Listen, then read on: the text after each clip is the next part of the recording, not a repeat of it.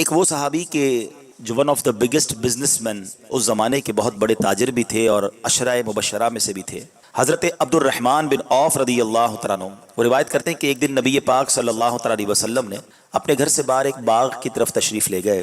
کہتے ہیں میں بھی پیارے آقا علیہ الصلوۃ والسلام کے پیچھے پیچھے جانے لگا۔ وہاں جا کر دیکھا کہ نبی پاک نے قبلہ رخ اپنا رخ کیا اور آپ سجدے میں چلے گئے۔ اتنا طویل سجدہ کیا کہ مجھے یہ خوف ہوا کہ کہیں اللہ کریم نے نبی پاک علیہ الصلوۃ والسلام کی روح مبارکہ کہیں سجدے ہی میں تو نہیں قبض فرما لی، آقا دنیا سے تشریف تو نہیں لے گئے۔ کافی لمبے سجدے کے بعد نبی پاک علیہ الصلوۃ والسلام نے جب سر مبارک اٹھایا تو آقا علیہ الصلوۃ والسلام کو یقیناً احساس ہوا کہ کوئی ساتھ ہے۔ فرمایا کون ہے؟ کہا حضور عبد الرحمن۔ کا کیا کام ہے؟ کہ حضور آپ نے اتنا لمبا سجدہ کیا کہ میں تو سمجھا بلکہ مجھے یہ خوف ہوا کہ کہیں سجدے میں ہی آپ کی روح مبارکہ قبض نہ فرما لی گئی ہو۔ تو نبی پاک علیہ الصلوۃ والسلام نے کیا خوب جواب ارشاد فرمایا، فرماتے جبریل امین میرے پاس آئے تھے اور انہوں نے مجھے خوشخبری دی کہ اے محبوب صلی اللہ تعالیٰ علیہ وسلم، اللہ فرماتا ہے جو آپ پر درود پڑھے گا میں اس پر رحمتیں نازل فرماؤں گا، جو آپ پر سلام بھیجے گا میں اس پر سلامتی اتاروں گا۔ اس نعمت کا شکر ادا کرنے کے لیے میں نے اتنا طویل سجدہ کیا ہے۔ اللہ اکبر، ذرا سوچیں، ہم درود پڑھیں آقا پر، اللہ فرماتا ہے میں اس پر رحمتیں نازل فرماؤں گا، جو سلام بھیجے اللہ اس پر سلامتی نازل فرمائے گا۔ مگر ایک اور عشق والی بات سمجھنی یہ ہے، درود ہم پڑھیں رحمتیں ہم پر برسیں گی، سلام ہم پڑھیں سلامتی ہم پر برسے گی، مگر سجدہ کون کر رہا ہے؟ شکرانہ کون ادا کر رہا ہے؟ نبی پاک علیہ الصلوۃ والسلام ادا کر رہے ہیں۔ اس کا مطلب انہیں ہم غلاموں سے کتنا پیار ہے کہ ہم پر رحمت نازل ہو، ہم پر سلامتی نازل ہوگی، اتنا بڑا انعام رب نے دے دیا۔ اس خوشی میں نبی پاک صلی اللہ تعالی علیہ وسلم نے اتنا طویل سجدہ ادا کیا۔ تو اے پیارے اسلامی بھائیوں، اس حدیث سے دو باتیں معلوم ہوئیں کہ درود و سلام کی برکت کتنی ہے۔ آج فضول باتوں میں گھنٹوں لوگ ضائع کرتے ہیں، تو اپنا وقت ضائع نہ کریں فضول باتوں میں، بلکہ درود و سلام پڑھتے رہا کریں۔ اور دوسرا، پیارے آقا علیہ الصلوۃ والسلام ہم سے کتنا محبت فرماتے ہیں۔ نبی پاک علیہ الصلوۃ والسلام کتنے مہربان ہیں، تو جو اتنے مہربان آقا ہو انہیں ناراض نہیں کیا جاتا، ان کی سنتوں پر عمل کیا جاتا ہے، ان کی باتوں پر فالو کیا جاتا ہے۔ تو اللہ کرے کہ ہم ایسی زندگی گزاریں کہ سرور کائنات صلی اللہ تعالیٰ علیہ وسلم ہم سے راضی ہوں اور ہم ان کی برکتیں حاصل کر سکیں۔ آئیے محبت کے ساتھ بآواز بلند درود پاک پڑھ لیں، صلو علی الحبیب صلی اللہ تعالیٰ علی محمد صلی اللہ علیہ وسلم۔ آج جس موضوع پر چند مدنی پھول میں نے پیش کرنے ہیں، ہمارے صحابہ، ہمارے اسلاف، ہمارے بزرگان دین اللہ کے مبارک کلام قرآن پاک سے کتنے اٹیچ تھے، ان کا دل کیسا قرآن میں لگتا تھا، وہ قرآن کو سمجھتے کتنا تھے اور پھر اس کی تلاوت کیسے کرتے تھے۔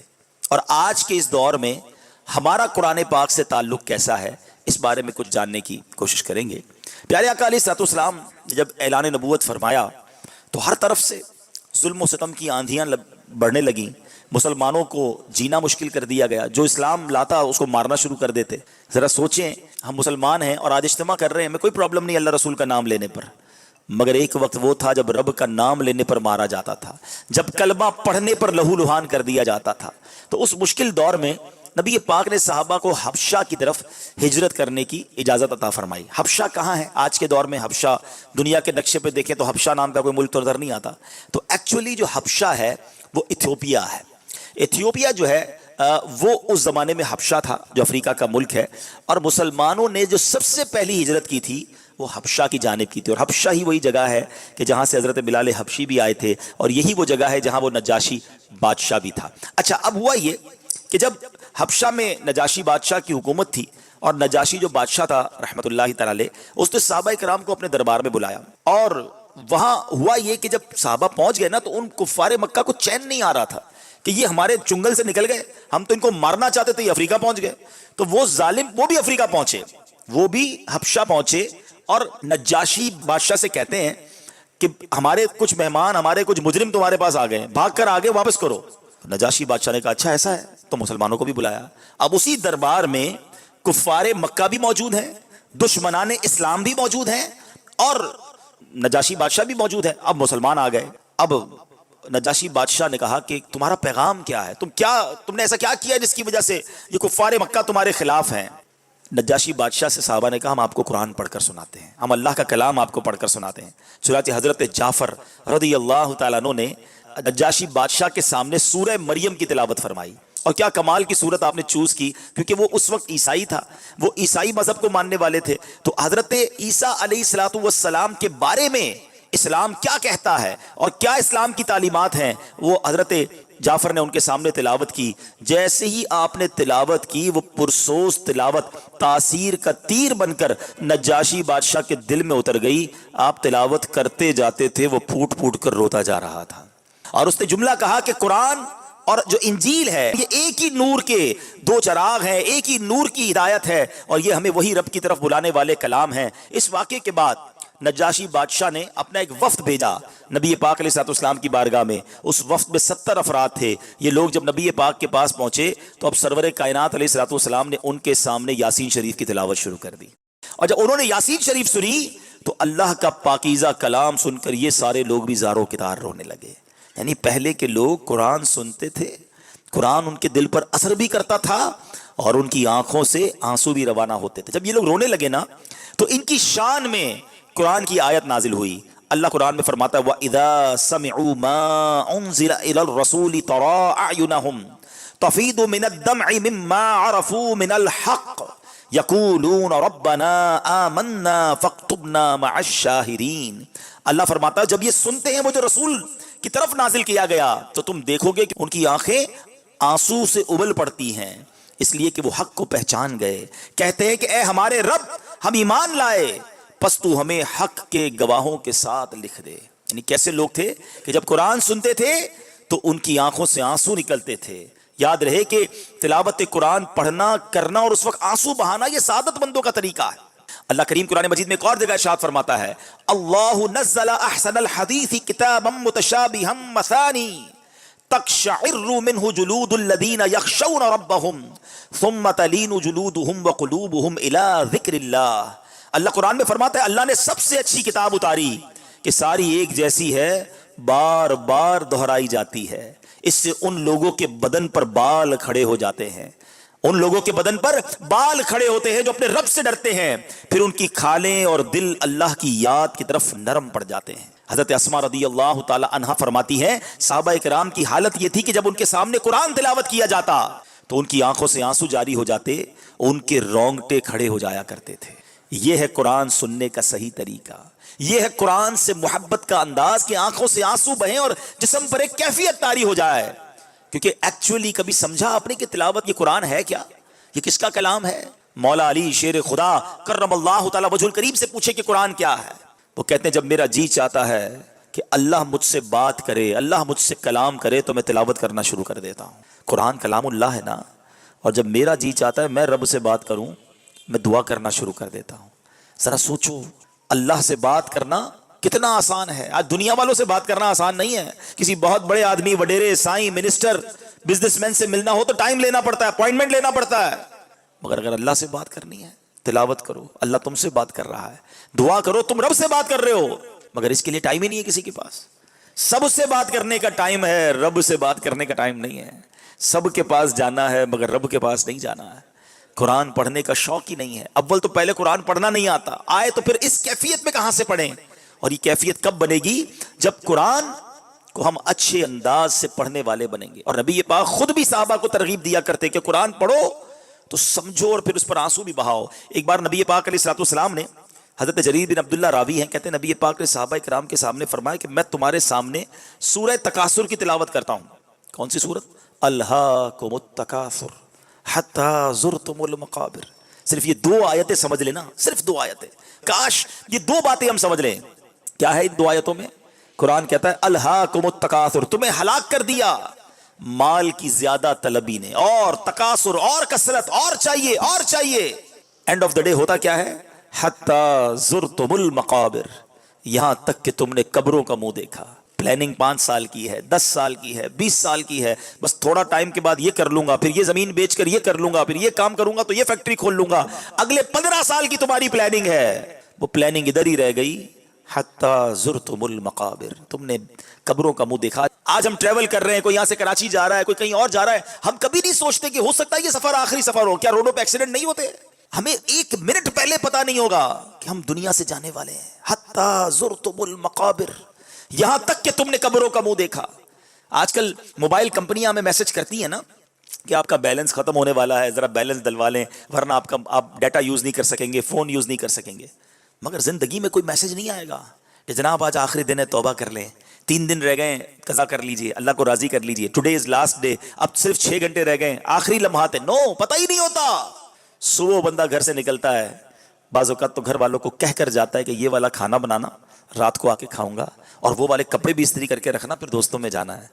کپڑے بھی استری ہوتے ہیں، کھانا بھی تیار ہوتا ہے، بندہ نہیں آتا، جنازہ آتا ہے. آگاہ اپنی موت سے کوئی بشر نہیں، سامان 100 برس کا ہے، پل کی خبر نہیں. سوچئے، ہمیں یہ بات غور کرنی ہے، کبھی بھی ہم دنیا سے جا سکتے ہیں. پیارے آقا علیہ السلام نے کیا کہا صحابہ سے کہ میں تمہارے سامنے یہ سورت کی تلاوت کر رہا ہوں، اور آقا فرما رہے کہ جو تم میں سے روئے گا وہ جنت میں داخل ہوگا. اب نبی پاک نے صحابہ کے سامنے سورہ تکاثر تلاوت کی. حضرت جریر کہتے ہیں کچھ تو روئے، کچھ نہیں روک سکے. جو نہیں رو سکے انہوں نے عرض کی یا رسول اللہ صلی اللہ علیہ وسلم، ہم نے رونے کی کوشش تو کی مگر رو نہیں سکے. پیارے آقا نے فرمایا میں تمہارے سامنے دوبارہ پڑھتا ہوں، جو روئے گا اس کے لیے جنت ہے، جو نہ رو سکے وہ رونے جیسی صورت ہی بنا لے. 2 باتیں پتہ چلی، سمجھ کر قرآن پڑھنا، قرآن کے پیغام کو انڈرسٹینڈ کرنا، بینگ اے مسلم، ایک مسلمان ہونے کی حیثیت سے کتنا ضروری ہے. اور پھر دوسرا قرآن کے اس اثر کو دل میں اتارنا. مگر یہاں تو حال یہ ہے کہ پورا سال گزر جاتا ہے، قرآن کو ہاتھ ہی نہیں لگاتے. ہم نے تو قرآن کو سمجھا ہے کہ یہ قرآن جو ہے یہ ہمارے لیے کتاب ہے، اور یہ کتاب برکت کے لیے ہے. یقیناً قرآن برکت کے لیے بھی ہے، مگر یہ قرآن صرف برکت کے لیے نہیں، یہ کتاب برکت بھی ہے اور کتاب عمل بھی ہے. ہم نے کیا کیا ہے؟ قرآن کو کتاب برکت سمجھا ہے. کوئی ایسی نئی دکان لیں گے، فوراً قرآن خوانی کروائیں گے، قرآن لے کے جلدان میں بھی رکھ دیں گے، اور جلدی بھائی ایک اچھا سا قرآن پاک اچھی پیکنگ میں لے کر آؤ کیونکہ نیا گھر لیا ہے اس میں رکھنا ہے. اچھا اب کس لیے چاہیے؟ وہ نئی دکان کے لیے. اچھا اب کس لیے چاہیے؟ وہ بچی کی شادی ہے نا تو اس کی رخصتی کے لیے سر پہ رکھنا ہے. بس کیا یہی قرآن کا کام تھا؟ افسوس یہ ہوتا ہے کہ برکت میں بھی ہم پتہ کیا کرتے ہیں، جس کے گھر میں قرآن خوانی ہے نا پھر بھی اس نے قرآن نہیں پڑھنا ہے، بچوں سے، مدرسے کے بچوں سے قرآن پڑھانا ہے، خود بریانی تیار کروا رہا ہوگا. ارے بھائی تمہارے گھر میں قرآن خوانی خود تو پڑھ لو، آپ کی دکان پر قرآن خوانی ہو رہی، کم از کم یہاں تو پڑھ، وہ بھی نہیں پڑھنا ہے. آپ بتائیں اتنا دور قرآن سے رہ کر ہم کیسے کامیاب ہوں گے؟ اللہ کے کلام سے دور رہنا اچھا نہیں ہے. نبی پاک علیہ السلام فرماتے ہیں وہ دل ویران ہے جس میں کچھ قرآن نہیں ہے. اپنے آپ سے پوچھیں کہ ہم کتنا قرآن سے اٹیچ ہیں، کتنا پڑھتے ہیں قرآن اور کتنا سمجھتے ہیں. ہمارے اسلاف قرآن کیسا پڑھتے تھے، آئے ہائے، اور کیسے اس سے برکتیں لوٹتے تھے. قرآن پتہ کیا ہے؟ سنو، اللہ سورہ ابراہیم آیت نمبر 1 میں فرماتا ہے کتاب انزلناہ الیک لتخرج الناس من الظلمات الی النور. اللہ فرماتا ہے ایک کتاب ہے کہ ہم نے تمہاری طرف اتاری کہ تم لوگوں کو اندھیریوں سے اجالے میں لاؤ. سرکار کو کیا فرما رہا ہے اللہ؟ اے محبوب ہم نے کتاب اس لیے اتاری ہے کہ تم اس کے ذریعے لوگوں کو اندھیروں سے اجالے کی طرف لاؤ. لتخرج الناس من الظلمات الى النور. اور آپ کو پتہ اندھیرا کیسا تھا جب قرآن نازل ہوا؟ ان لوگوں کا حال کیا تھا؟ اللہ اکبر، کیسے اندھیرے تھے؟ عقائد کے اندھیرے تھے، نظریات کے اندھیرے تھے، اخلاق و کردار کے اندھیرے تھے، کفر و شرک کا اندھیرا دنیا میں پھیلا ہوا تھا. انسان جو اشرف المخلوقات ہے اپنے ہی ہاتھوں سے بنائی ہوئی چیزوں کو خدا ماننے لگ گیا تھا. کوئی سورج کو سجدہ کرتا، کوئی درختوں کو سجدہ کرتا، کوئی جناب بے حیائی کتنی عام تھی کہ لوگ اپنی سگی ماں سے نکاح کو جائز قرار دیتے تھے. استغفر اللہ، حال یہ تھا کہ اپنی بیٹیوں کو زندہ دفن کر دیا جاتا تھا. قتل و غارت گری سے پوری دنیا اندھیر تھی، اور اب نبی پاک تشریف لائے اور اجالا پھیلانا شروع کیا. وہ لوگ جو جناب لوگوں کو قتل کرتے تھے آج لوگوں کے محافظ بن گئے. وہ لوگ جو بیٹیوں کو دفن کرتے تھے وہ بیٹیوں کے محافظ بن گئے. وہ لوگ جو عزتیں لوگوں کی اتار لیتے تھے اب عزتوں کے محافظ بنے. نبی پاک نے قرآن پڑھ کر صحابہ کرام کے دلوں میں ایسا نور داخل کیا کہ جو اسلام کے ماننے والوں کو قتل کرنے کے لیے آتے تھے اب اسلام کے لیے جان دینے والے بن گئے. جو نبی پاک کو گرفتار کرنے آتے تھے آقا کا جلوہ جانا دیکھتے، تلاوت قرآن سنتے، خود نبی پاک کے عشق میں گرفتار ہو جاتے. سرور کائنات نے نور پھیلانا شروع کیا، قرآن کے نور سے دلوں کو منور کرنا شروع کیا. سبحان اللہ. اب پیارے اسلامی بھائیوں غور کیجئے آج کیا حال ہے. وہ نور اس زمانے میں تو پیارے آقا نے پھیلایا، کیسا پھیلایا؟ ڈاکٹر اقبال کہتے ہیں نا وہ دانہ سبل ختم الرسل مولائے کل، جس نے غبار راہ کو بخشا فروغ وادی سینہ. میرے آقا نے تو جس کو کہتے ہیں نا اندھیرے سے اجالا کر دیا. مبارک ہو وہ شاہ پردے سے باہر آنے والا ہے، گدائی کو زمانہ جس کے در پر آنے والا ہے. سرور کائنات تو کیا ہے, ہر طرف گویا نور پھیلنا شروع ہوا. آپ سوچے نا اس اندھیرے میں اس جاہل قوم میں تبلیغ کرنا کتنا مشکل تھا جو خون کے پیاسے تھے, مگر جب یہ ایمان والے بنے اور نبی پاک کے ساتھی بنے تو وہ روشن ستارے بنے جس کے بارے میں نبی پاک فرماتے اصحابی کالنجوم فبأیہم اقتدیتم اہتدیتم, میرے صحابہ ستاروں کی مانند ہیں, جس کی بھی اقتدا کرو گے ہدایت پا جاؤ گے. 1,24,000 صحابہ کرام کا ایک لشکر میرے آقا اس امت کی رہنمائی کے لیے چھوڑ کر گئے, اور ایسی تربیت فرمائی کہ آج دنیا کا کون سا کونا ہے جہاں مسلمان نہیں. بتایا جاتا ہے دنیا میں 200 کروڑ کے قریب مسلمان ہیں. یہ کیسے ہوا؟ یہ وہ تربیت تھی نبی پاک کی, یہ وہ نور تھا جو میرے آقا نے قرآن پڑھ پڑھ کر صحابہ کی تربیت کی. صحابہ لے کر پوری دنیا میں گئے, اولیاء کرام نے یہ پیغام لیا اور آگے بڑھے. مگر آج ایسا لگتا ہے کہ قرآن سے دور ہو کر پھر ظلمتیں بڑھ رہی ہیں, پھر اندھیرے بڑھ رہے ہیں, پھر بدکاریاں بڑھ رہی ہیں, پھر دین سے دوری بڑھ رہی ہے. لوگ کہتے ہیں یار کفار بڑے آگے بڑھ گئے, جس کو دیکھو یہی بات کرتا ہے, دیکھو یار ترقی ان کی کتنی ہے, ان کے پاس کتنی جناب جو ہے وہ ہر طرف سے ان کے پاس آسانیاں ہیں. ایکچولی ہماری بھول ہے, ترقی کے سارے اسباب ہمارے پاس ہیں, ہم اس کو بروئی کاری نہیں لا رہے. ایک ایگزامپل کے ذریعے, کسی بندے کے پاس گاڑی ہو اور وہ اس کو 40 کی رفتار سے چلا رہا ہے, اور ایک موٹر سائیکل والا برابر سے گزرے اور 80 کی رفتار سے نکل جائے, تو کوئی یہ کہے گا کہ یار موٹر سائیکل والے تو آگے بڑھ گئے, اس کے پاس زیادہ ترقی ہے. ترقی تو اسی کے پاس تھی, اس کو گاڑی چلانے نہیں آ رہی, یہ سپیڈ ہی نہیں دے رہا. تو موٹر سائیکل والا آگے بڑھ گیا تو اس کا مطلب یہ نہیں کہ موٹر سائیکل والے کے پاس ترقی کے پاس چیزیں تھی, اس کے پاس تو موٹر سائیکل ہے, تمہارے پاس گاڑی ہے. اللہ کے بندوں, تمہیں رب نے قرآن دیا ہے, مصطفیٰ کریم کی سیرت دی ہے, عمل ہم نہیں کر رہے اور دوش دے رہے کہ جناب وہ آگے بڑھ گئے. جس دن عمل کرنا شروع کیا دنیا میں مثالی قوم مسلمان ہوں گے. اور ایسا نہیں کہ پہلے نہیں ہوا, نبی پاک کے دور میں ہوا, سیدنا ابوبکر صدیق کے دور میں ہوا, عمر فاروق کے دور میں ہوا. ارے آپ اور دور نہ جائیں, آپ دیکھیں 150 سال سے دنیا میں ایک نظام لایا جا رہا ہے. کبھی کمیونزم لایا جاتا ہے, کبھی جناب کوئی اور نظام لایا جاتا ہے, کسی طرح غربت ختم کر دی جائے. اور اراؤنڈ دا ورلڈ ایسے معاشی پلان لائے جاتے ہیں کسی طرح غربت ختم ہو جائے. مگر دنیا سے 150 سال ہو گئے, بہت سارے نظام لانے کی کوشش کی گئی, غربت ختم نہیں ہوئی. غریب غریب ہو رہا ہے, امیر امیر ہو رہا ہے. مگر جب اسلام کا قرآن کا نظام سیدنا عمر بن عبدالعزیز رضی اللہ تعالیٰ نے نافذ کیا تھا. حضرت عمر بن عبدالعزیز کی کتنی حکومت رہی؟ اونلی 30 months, 2.5 سال. مگر 2.5 سال میں آپ نے قرآن کا ایسا نظام نافذ کیا, اسلام کا ایسا نظام نافذ کیا کہ 2.5 سال کے اندر یہ حال ہو گیا تھا کہ لوگ زکوٰۃ لے کر گھومتے تھے, زکوٰۃ لینے والا کوئی نہیں تھا. حضرت عمر بن عبدالعزیز کو خط لکھتے تھے گورنر کہ حضور زکوٰۃ جمع ہو گئی ہے, مگر ہمارے شہر میں کوئی غریب نہیں مل رہا جس کو ہم زکوٰۃ دے دیں. اور واللہ آج بھی یہ نظام آ سکتا ہے. جو لوگ جانتے ہیں نا, تاجر میری بات کو ایگری کریں گے کہ اللہ نے کچھ لوگوں کو اتنا مال دیا ہے, اتنی زمینیں ہیں, اتنی فصلیں ہیں کہ اگر پاکستان کے اندر سب لوگ پوری زکوٰۃ دے دینا جتنی بنتی ہے تو ایک بھی غریب باقی نہیں بچے گا. پرابلم یہ ہے کہ آج مال تو مل گیا ہے, چونکہ قرآن سے دوری ہے, حدیث سے دوری ہے, دین سے دوری ہے, خوف خدا بچا نہیں ہے کہ اگر زکوٰۃ نہیں دوں گا تو یہ مال تو میرے لیے انگارہ بن جائے گا, یہ عذاب بن جائے گا. بندہ کہتا ہے یار اتنا مال کیسے نکالوں, اب 2.5% بھی بھاری لگتا ہے. کروڑ روپے ہو جائیں تو 2.5 لاکھ دینے پڑیں گے, 10 کروڑ ہو جائیں 25 لاکھ دینے پڑیں گے, 100 کروڑ ہو جائیں تو 2.5 کروڑ دینے پڑیں گے. بندہ سوچتا ہے 2.5 کروڑ ہر سال کیسے دے سکتا ہوں. یہ نہیں سوچتا کہ رب نے 100 کروڑ دیے تو 2.5 کروڑ بنے ہیں, رب نے لاکھ دیے ہیں تو 2.5 دینے ہیں. لیکن افسوس یہ ہے کہ یہ 2.5% بھی مسلمانوں کو وبال لگتا ہے, ان کے دلوں پر بوجھ لگتا ہے. یہی وہ وجہ ہے کہ دین کی دوری ہے, بے برکتی ہے, یہ مال ادھر ہی رہ جائے گا. قرآن کہتا ہے الہاکم التکاثر حتی زرتم المقابر. یہ پیسے کون لے کے جاتا ہے؟ کبھی دیکھا کسی کی قبر میں تجوری ہو, کسی کے کفن میں جیب ہو؟ خالی ہاتھ جائیں گے ہم. لیکن اگر زکوٰۃ نہیں دی ہوگی تو یہی مال انگارہ بن جائے گا, عذاب بن جائے گا. لیکن اصل میں ہم اصل میں کیلکولیٹر پہ چلتے ہیں. تاجر لوگ ہوتے ہیں نا, کہتے ہیں یار مولوی صاحب بات تو صحیح کر رہے ہیں, مگر 2.5% جب دوں گا تو پیسے تو کم ہو جائیں گے. یہ پیسے کم نہیں ہوں گے, واللہ کم نہیں ہوں گے, خدا کی قسم کم نہیں ہوں گے.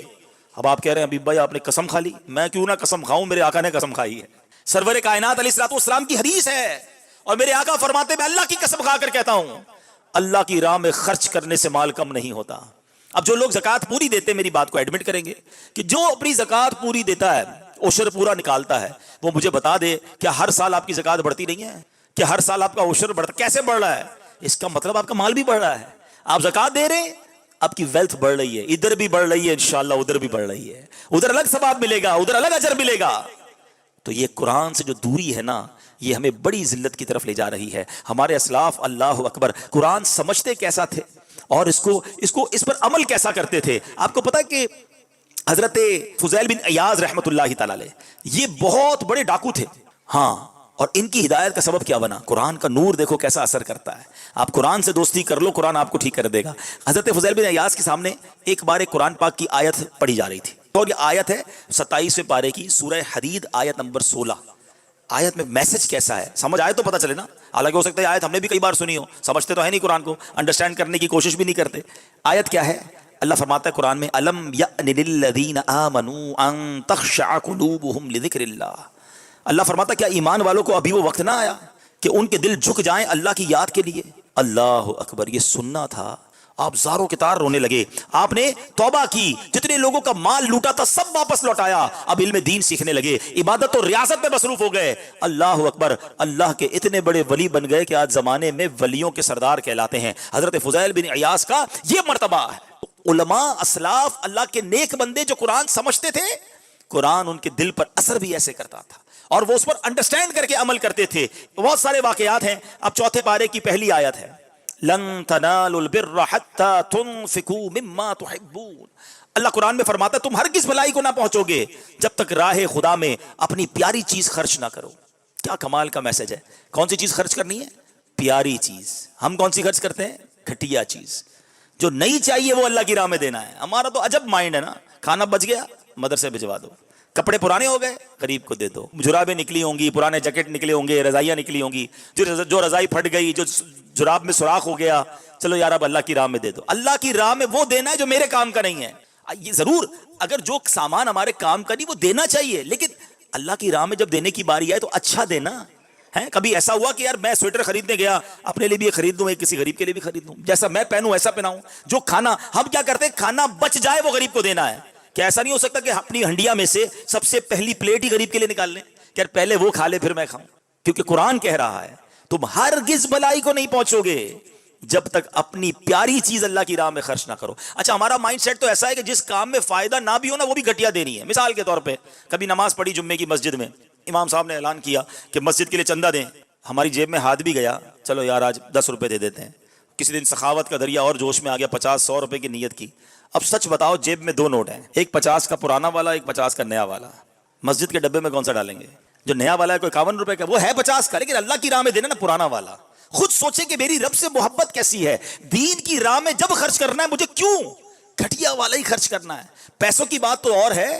ہمارا تو حال یہ کہ اگر ہمارے 2-3 بچے ہوں نا اور ایک بچہ بڑا ہوشیار ہو، سمجھدار ہو، تو گھر والے کہتے ہیں یار اس کو تو ڈاکٹر بنائیں گے. دوسرا والا بڑا حساب کتاب میں تیز ہو کہ اس کو انجینئر بنائیں گے. تیسرا والا بہت شرارتی ہو، سبق بھی یاد نہ کرتا ہو، اٹکتا بھی ہو، زبان بھی اس کی ٹھیک نہیں بولتا ہو، اس کو مدرسے میں دے دو. بچہ بھی وہ دینا ہے اللہ کی راہ میں جو تمہارے کام کا نہیں ہے. اچھا پھر کہتے ہیں علماء جو ہے وہ اپ ٹو دا ڈیٹ نہیں ہے، علماء جناب دنیا کے تقاضے پورے نہیں کر رہے، علماء جناب صحیح طریقے سے سمجھاتے نہیں ہیں. تم نے مدرسے میں بچے کون سے دیے ہیں جو تمہارے کام کے نہیں تھے؟ دو نا اپنے خاندان کا سب سے بہترین بچہ جس کا بریلینٹ مائنڈ ہے کہ دیکھو کیسا مفتی بن کر دین کی خدمت کرتا ہے. ہمارا تو ذہن ہی یہ بن گیا ہے جب اللہ کی راہ میں دینا ہے تو بچا ہوا دینا. اللہ سے امید رکھتے ہیں یا اللہ تو بھی نواز دے. یہ اللہ کے غضب کو دعوت دینے کی بات نہیں کہ جب اپنے بچے کے لیے خریدنا ہے تو برانڈڈ خریدنا ہے، اپنے لیے خریدنا ہے تو بہترین خریدنا ہے، اللہ کے لیے دینا ہے تو گھٹیا دینا ہے. یاد کرو یہ غلطی ہے جو ہم کر رہے ہیں. اللہ قرآن میں فرماتا ہے تم اپنی بہترین چیز اللہ کی راہ میں خرچ. اور صحابہ نے جب یہ آیتیں پڑھی نا تو صحابہ آئے نبی پاک کے پاس، کہا حضور میرے سارے مال میں سب سے بہترین مال یہ تھا، یہ میں آپ کو باغ پیش کرتا ہوں. حضور یہ کنواں میرا سب سے بہترین تھا، میں یہ کنواں پیش کرتا ہوں. ہم بھی کریں نا کہ یا اللہ یہ سب سے بہترین چیز میرے مال میں ہے، وہ تیری راہ میں خرچ کرتا ہوں. پھر دیکھو اچھا اب شیطان کیا دل میں وسوسہ ڈالے گا کہ یار میرے مال میں تو ایک ہی چیز سب سے اچھی ہے، وہ دے دوں گا تو مجھے دوسری کہاں سے ملے گی؟ تو تمہارے پاس ایک ہے نا، میرے رب کے پاس ایک تھوڑی ہے. تم ایک خرچ کرو وہ اس کے بدلے اور عطا فرمائے گا. اصل وہ اللہ پر بھروسہ ہے. اور یہ قرآن سے ڈائریکٹ جب نور ملتا ہے تو اس کا مزہ ہی اور ہوتا ہے، اس کی سیکھنا ہی اور ہوتا ہے. ایک آخری واقعہ سنا کر اپنی بات کو ختم کرتا ہوں، ورنہ باتیں تو بہت ساری ہیں کہ قرآن پاک سے کس طرح صحابہ کرام علیہ رضوان جو ہے وہ سبق لیا کرتے تھے. امام زین العابدین رضی اللہ تعالیٰ عنہ یہ امام حسین کے شہزادے ہیں. ایک مرتبہ آپ کی کنیز آپ کو وضو کروا رہی تھی. اچھا اور اچانک اس کے ہاتھ سے برتن چھوٹ کر گرا اور امام زین العابدین کے چہرے پر لگا اور آپ کا چہرہ زخمی ہو گیا. جیسے ہی آپ نے چہرہ اٹھا کر دیکھا نا، دیکھو پہلے کی کنیزیں بھی کیسی تھی، خادمائیں خادم کیسے تھے، سب کو قرآن آتا تھا. آج بڑے بڑے ڈگری ہولڈر بیٹھے ہوتے ان کو قرآن نہیں آتا.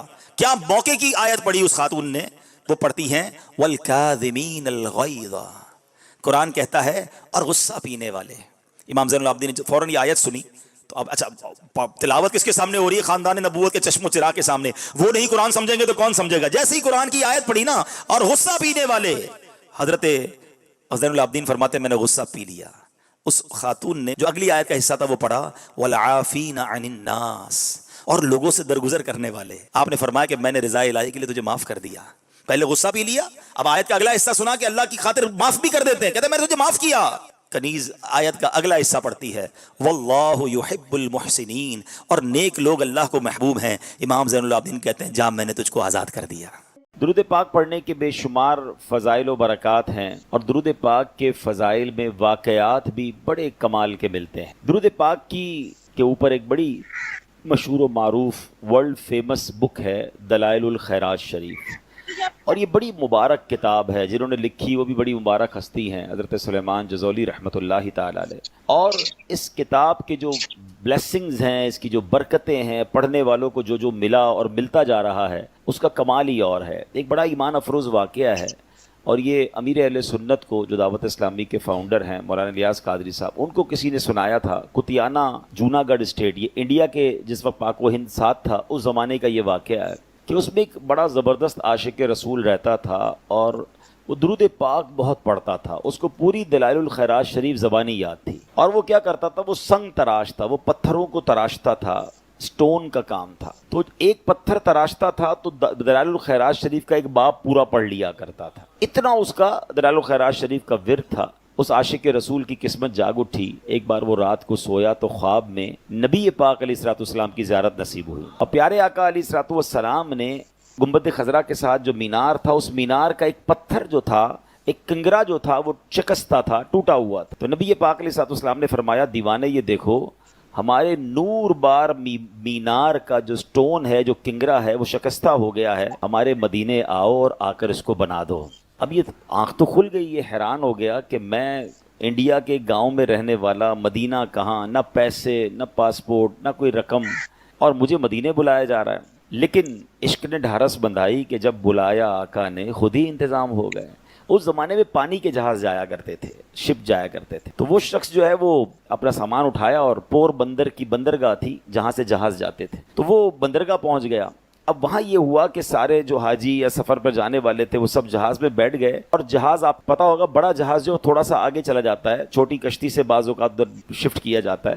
تو جہاز اسٹارٹ ہی نہیں ہو رہا تھا. اسٹارٹ کرتے اسٹارٹ نہ ہوتا، اسٹارٹ کرتے اسٹارٹ نہ ہوتا. تو جہاز میں سے کسی نے دیکھا کہ ایک حاجی جو ہے یا یہ ایک مدینے جانے والا لگتا ہے رہ گیا ہے. کسی نے کہا بھائی بندرگاہ پہ ایک بندہ کھڑا ہے، وہ رہ گیا ہے. اب جہاز کے لنگر تو اٹھا دیے گئے تھے، چھوٹی کشتی بھیجی گئی، اس دیوانے کو اٹھا کر جہاز پہ لایا گیا. جیسے ہی اس کے قدم میں جہاز پر لگ گئے، جہاز اسٹارٹ ہو گیا، بغیر پاسپورٹ کے، بغیر کسی سسٹم کے. یہ پرانی باتیں، اس زمانے میں اتنی امیگریشنز اور اتنے مسائل بھی نہیں تھے. بہرحال وہ دیوانہ مدینے پہنچا. جب وہ مدینے پہنچا تو بتایا جاتا ہے کہ جب مسجد نبوی شریف پہنچا تو وہاں کچھ لوگ اس کا انتظار کر رہے تھے، اور جب اس کو دیکھا تو کہا یہ وہی ہے جس کی خواب میں ہمیں زیارت کرائی گئی تھی.